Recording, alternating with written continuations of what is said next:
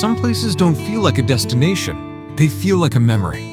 Kaysersberg begins right here, at the Pont Fortifié, between old stone walls, flowing water, and houses that have watched over the river for centuries. Every step through these streets feels slower, quieter, almost as if time moves differently here.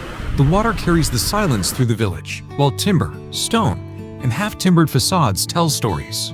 You don't need to read to feel. And then we arrive at Le Pont de Bois, a small wooden bridge, but exactly the kind of place that makes you stop for just a moment.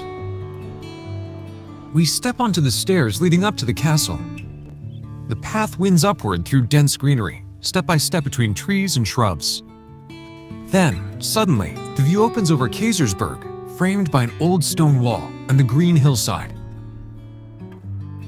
Now we enter the castle. Stone walls, worn by centuries, surround us.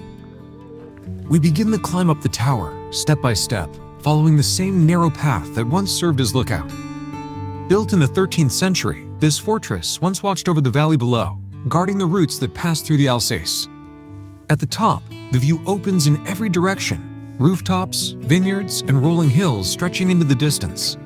A quiet reminder of why this place once mattered so much. Now we make our way back down, this time on the other side of the castle. Below us rises the Église Sainte-Croix, its bell tower standing out above the rooftops of the old town.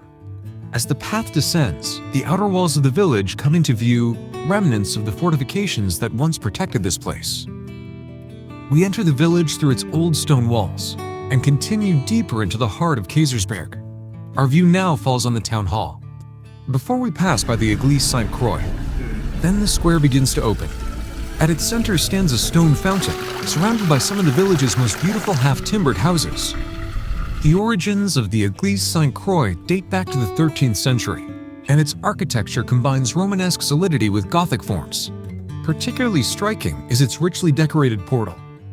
Inside, the church reveals a clearly structured Gothic space. At its center stands the finely crafted high altar, drawing the focus of the entire interior.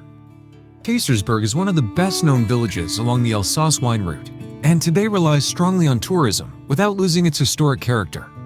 Between the half-timbered houses, small shops, boutiques, wine stores, and restaurants have become just as much a part of the village as its medieval architecture.